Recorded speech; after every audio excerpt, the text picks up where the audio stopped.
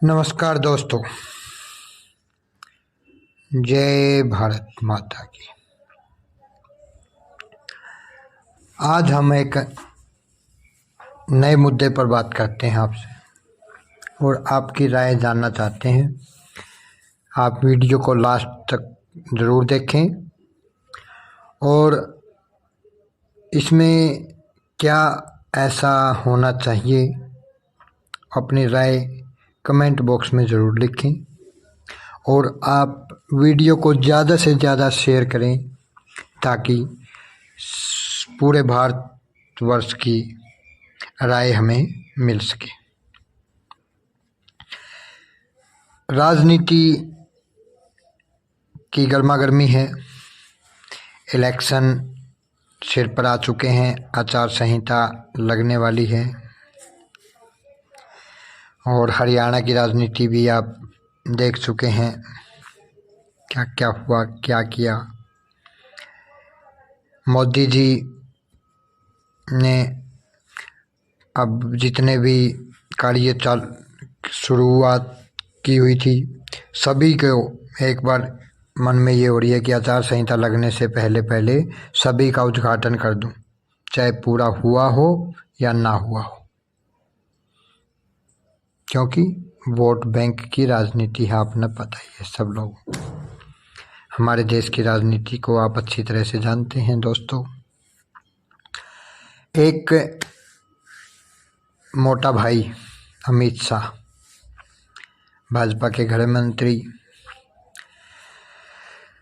उन्होंने एक छोटा सा, आपने सुना भी होगा कि CAA बिल तो आएगा ही आएगा, NRC भी आएगा।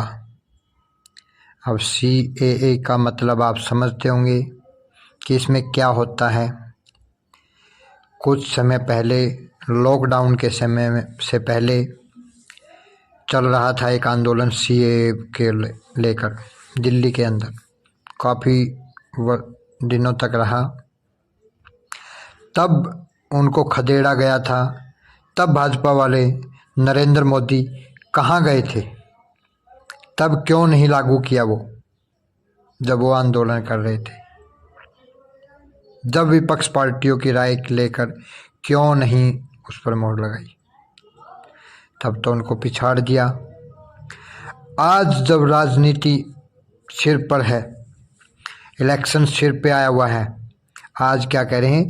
CAA ला कर देंगे, रहेंगे, उस पर मोहर लगा दी है।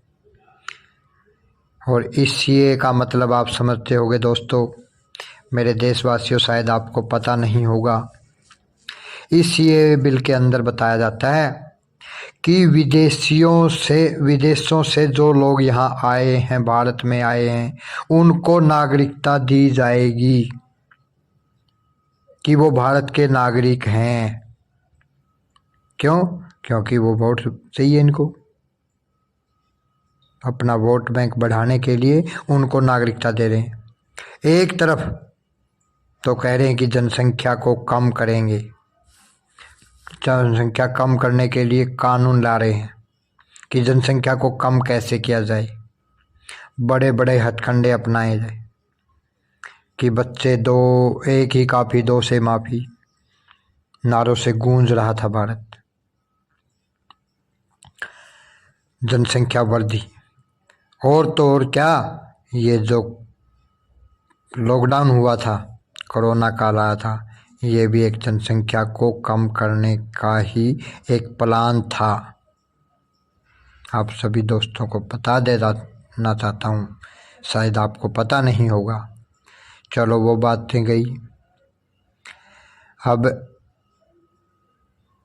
हिंदू राष्ट्र के नारे लगाता है BJP, मोदी सरकार, कि हम हिंदू राष्ट्र बनाएंगे भारत को। अरे दोस्तों, क्या विदेशों में हिंदू के अलावा किसी देश में हिंदुओं की संख्या ज़्यादा है? सिर्फ और सिर्फ नेपाल को छोड़कर। यानी कि मतलब हिंदू को छोड़कर मुस्लिम, सिख, ईसाई, मुस्लिमों को ज़्यादातर ज़्यादा हिंदुस्तान के अंदर लाकर बसाया जाएगा, उनको कारोबार दिए जाएंगे, उनको नागरिकता दी जाएगी, उनको प्राथमिकता दी जाएगी, उनको आरक्षण दिया जाएगा। हमारे देश की जीडीपी देख लो कहाँ जा रही है। हमारा देश अभी पिछले वर्ष के आंकड़ों में देखोगे तो 92 देश आगे निकल चुके हैं। दोस्तों, आप तक मीडिया ये बातें नहीं बताता। हमारे देश के ऊपर 60 साल में कितना कर्ज लिया था सरकार ने, और अब 9 साल 10 साल में कितना कर्ज लिया है देश ने, कितना कर्ज बढ़ गया है। शायद आपको ये जानकारी नहीं होगी, क्योंकि ये जानकारी कौन देगा? ये जानकारी मीडिया देगी, और मीडिया है सिर्फ बीजेपी सरकार की सत्ताधारी पार्टी की। आपको पता नहीं होगा। बेरोजगारी के आंकड़े एक आध पत्रकार बता देता है, आप सुन लेते हैं, हमारा ध्यान भटका दिया जाता है, दूसरी तरफ खींच लिया जाता है, कभी राम मंदिर की तरफ, कभी पाकिस्तान की तरफ, कभी रूस की तरफ, कभी लॉकडाउन की तरफ, कभी हिंदू राष्ट्र की तरफ। मेरे देशवासियों, आप भाजपा से पूछिए, भाजपा सरकार के मोदी जी से पूछिए कि आप अगर विदेशियों को, मुस्लिमों को यहाँ नागरिकता देकर, उनको आरक्षण देकर, उनको यहाँ पर स्थान देकर, उनका यहाँ पालन पोषण करने का रोज़गार देकर उनको यहाँ बसाना चाहते हो, तो ये देश जो भूखा मर रहा है अभी, इस देश में जो 100 साल वर्षों से, 7 पीढ़ी, 20 पीढ़ियों से जो इस देश के नागरिक हैं, उन नागरिकों से पूछिए। पीछे भी संसद में एक बार आवाज़ आई थी कि कितने लोगों के पास जन्म पत्री है कि वो भारत के नागरिक हैं, तो केवल 2 ही लोगों ने बताया है कि संसद के अंदर बैठे सिर्फ 2 लोगों के पास जन्म पत्री थी। खुद भारत को भारत की नागरिकता नहीं है, भारतवासियों को भारत की नागरिकता, ये विदेशियों को नागरिकता दे रहे हैं, और उधर से दूसरी तरफ से हिंदू राष्ट्र के नारे लगा रहे हैं। और आप हिंदू सोचते हैं कि मोदी जी आपके लिए बहुत अच्छा कर रहे हैं, बहुत अच्छा कर रहे हैं मोदी जी, सब कुछ नीलाम कर दिया है, फिर कर्ज बढ़ क्यों रहा है? हमारे पैसे की कीमत क्यों कम हो रही है? डॉलर क्यों बढ़ता जा रहा है? हमारा पैसा गिरता जा रहा है। हमारा पैसा गिरेगा तो डॉलर बढ़ेगा। पैसा क्यों गिरता है किसी को नहीं पता, किसी को नहीं पता, ना हमें ये बातें बताई जाती। सिर्फ जो बातें मीडिया बोलती है, झूठी खबरें सुनती है, हमें झूठ सुनने की आदत हो गई है। जैसे हमारे देश में हमारे दूध दही का खाना, यही मेरा देश हरियाणा, दूध दही का खाना होता था, जो देसी खाना खाते थे हम, वो देसी खाना हमें अब नकली लगने लग गया, क्योंकि हमें नकली खाने की आदत पड़ चुकी है। आप गांव से जाइए, किसी विश्वास पात्र से घी लेके आइए, देसी घी, पूरा तसल्ली के साथ, विश्वास के साथ पूरा देसी घी खिलाइए किसी को, तो वो क्या कहेंगे, ये तो नकली है, क्योंकि उनको नकली की आदत पड़ी हुई है। नकली तो असली लगता है और असली उनको नकली लगता है। इसलिए हमें सच्ची खबरें तो झूठी लगती हैं और झूठी खबरें सच लगती हैं, क्योंकि हमें झूठ सुनने की आदत हो गई है।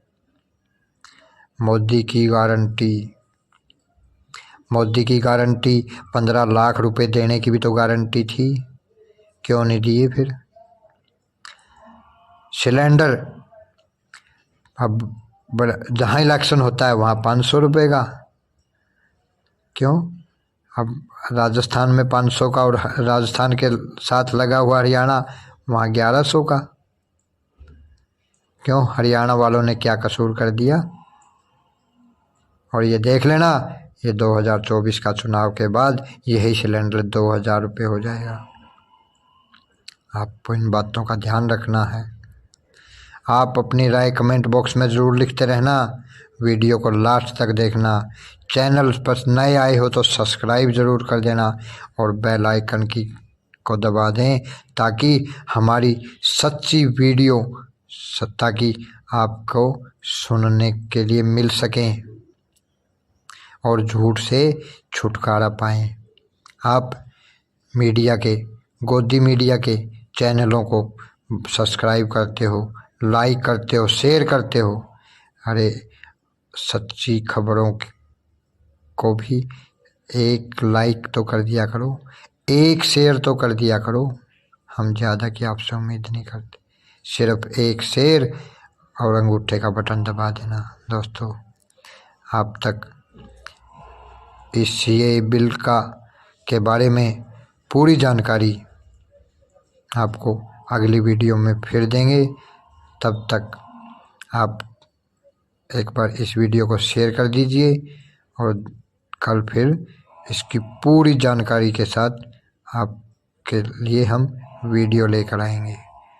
जय श्री राम, जय भारत माता की।